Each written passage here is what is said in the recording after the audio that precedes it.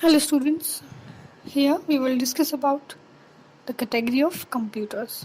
Computers are generally classified according to their size, speed, processing capabilities and price. So, rapid changes in technology make firm definitions of these categories difficult. Means जो आपका computer है वो कैसे classify करते हैं हम उसको उसके साइज़ के अकॉर्डिंग कि क्या कंप्यूटर का साइज़ है, क्या उसकी स्पीड है, उसकी प्रोसेसिंग की कैपेबिलिटी क्या है, कितनी मीन्स कितने टास्क वो परफॉर्म कर सकता है, क्या उसका प्राइस है, इस पे हम उसको क्या करते हैं कैटेगराइज करते हैं किसी भी कंप्यूटर सिस्टम को. सो rapid changes in technology make from definitions of these categories difficult. इस जो टेक्नोलॉजी हम डे बाय डे जो चेंजेस आ रहे हैं टेक्नोलॉजी में उसके बेसिस पे क्या होती है जो उसकी डेफिनेशन है वो क्या होती है चेंज होती रहती है. This year speed performance and price classification of main frame might fit next years classification of mini frame. Means जो अब जो उसका किसी भी सिस्टम का जो प्राइस और जो परफॉर्मेंस और जो स्पीड है वो नेक्स्ट ईयर तक क्या हो जाएगी चेंज. कुछ ना कुछ मॉडिफिकेशन उसमें advance modification we can say हो सकती है. ठीक है.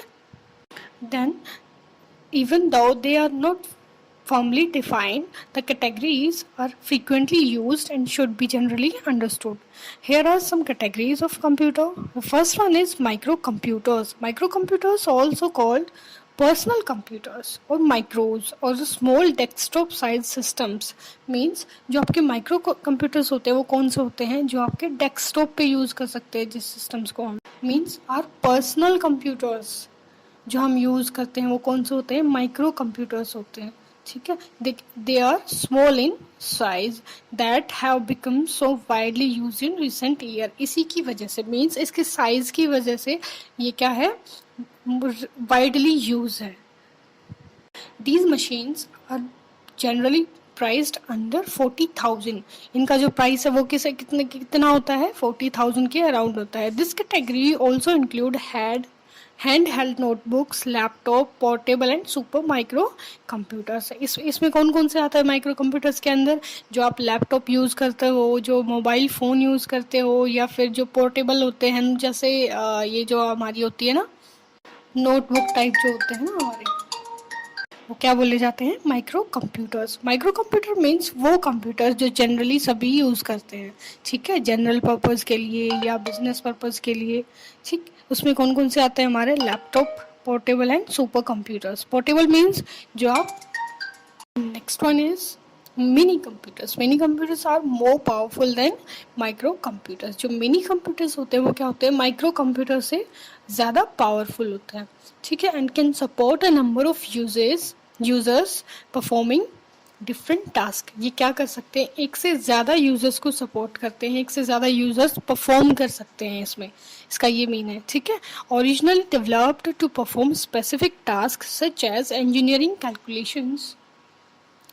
Their use grew rapidly as their performance and capabilities increased. Means ये किस लिए यूज़ किए जाते हैं ये जब इंजीनियरिंग में के अंदर कोई कैलकुलेशन करनी होती है या कोई साइंटिफिक कैलकुलेशन होती है तो उसमें कौन से कंप्यूटर्स यूज़ किए जाते हैं मिनी कंप्यूटर्स. क्योंकि इनकी परफॉर्मेंस क्या होती है वो अच्छी होती है, कैपेबिलिटी जो है वो अच्छी होती है किसके कंपैरिजन में माइक्रो कंप्यूटर्स.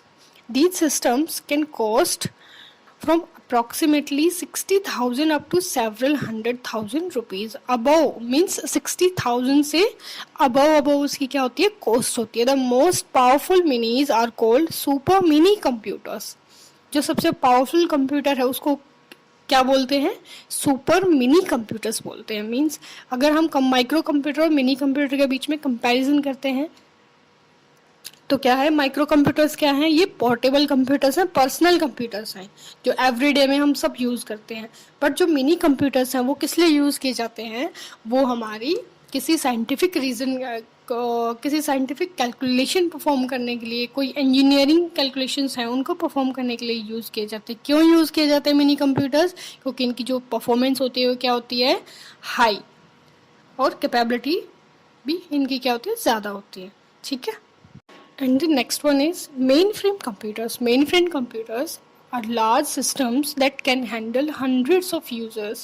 Mainframe का मतलब क्या है कि इसमें एक से ज़्यादा means hundreds of users can handle that particular system, that particular computer. Clear? It stores large amount of data and process transactions at a very high rate. Means जो इसकी प्रोसेसिंग जो स्पीड होती है और जो किसी भी इंफॉर्मेशन को जो स्टोर करने की जो कैपेसिटी होती है वो क्या होती है, हाई होती है.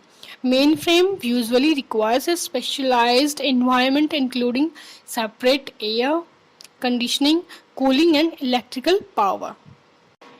मीन्स जो मेन फ्रेम कंप्यूटर्स होते हैं उनकी रिक्वायरमेंट क्या होती है, स्पेशलाइज्ड एनवायरनमेंट. एक स्पेशल एनवायरनमेंट चाहिए होता है इनके लिए, क्योंकि ये स्पेस क्या लेते हैं, बहुत ज़्यादा स्पेस लेते हैं. बड़े बड़े होल्स की नीड होती है इनको एक्वायर करने के लिए. ठीक है, इंक्लूडिंग सेपरेट एयर कंडीशनर, मतलब अलग से ऐसा रूम चाहिए, अलग से ऐसा होल होना चाहिए जिसमें क्या हो, एयर कंडीशनिंग हो, कोई डस्ट वगैरह कोई कुछ भी नहीं होना चाहिए. क्योंकि अगर इसके अंदर डस्ट आ जाता है तो ये क्या हो जाता है, सिस्टम हमारा ख़राब हो जाता है. ठीक है, तो ये इसलिए क्या होना चाहिए, जो भी रूम जहाँ पे इसको रखते हैं वो कैसा होना चाहिए, एयर कंडीशनिंग. कूलिंग होनी चाहिए, और जो इलेक्ट्रिसिटी होनी चाहिए वो क्या होनी चाहिए, हाई इलेक्ट्रिसिटी पावर यूज़ की जाती है इसके अंदर. ठीक है. Raised flooring is often built to accommodate the many cables connecting the system components under earth. Means इसको कनेक्ट करने के लिए क्या चाहिए, हमें बहुत सारी वायर्स की नीड होती है. The price range for mainframe is from several 100,000 rupees to several lakh rupees. Means हज़ारों से लाखों रुपए तक की क्या होती है, इसकी कॉस्ट लगती है इसको एस्टैब्लिश करने के लिए. Clear? And the next one is supercomputers. Supercomputers are the most powerful category of computers. ये क्या है, सबसे पावरफुल कंप्यूटर्स होते हैं आज के जनरेशन के. सबसे पावरफुल और सबसे वाइडली यूज कंप्यूटर कौन से हैं, सुपर कंप्यूटर. सुपर कंप्यूटर्स इसके नाम से ही शो हो रहा है. सुपर मीन्स इसमें जो होती है, जो इसकी कैपेसिटी, जो इसकी स्पीड, जो इसकी परफॉर्मेंस होती है वो क्या होती है, वेरी हाई होती है. इसको किसी स्पेशल पर्पस के लिए बनाया जाता है.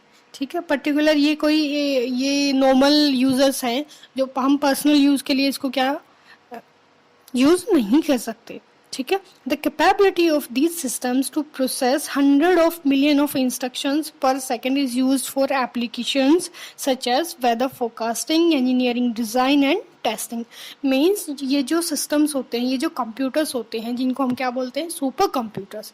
ये सुपर कंप्यूटर्स क्या करते हैं, किस लिए यूज़ किए जाते हैं, ये आपकी जो मौसम की जानकारी है कि कल मौसम कैसा रहेगा, कल का टेम्परेचर कैसा होगा, बारिश होगी या सिर्फ क्लाउडी होगा या सनी वेदर होगा, जो भी वेदर के रिगार्डिंग जो भी इंफॉर्मेशन होती है वो क्या किसकी हेल्प से हमें मिलती है, इन सुपर कंप्यूटर्स की हेल्प से मिलती है. इनकी जो बनावट है, जैसे इनको बनाया गया है, इन कुछ स्पेशल पर्पस के लिए इनको बनाया गया है. जैसे वेदर फोरकास्टिंग मैंने अपने अभी आपको बताया, इंजीनियरिंग डिज़ाइनिंग करने के लिए कुछ बड़ी बड़ी बिल्डिंग्स बनानी है या कुछ ऐसा इंफ्रास्ट्रक्चर बनाना होता है इंजीनियर्स को, तो डिज़ाइनिंग के लिए किसका यूज़ करते हैं, ये सुपर कंप्यूटर्स का यूज़ करते हैं.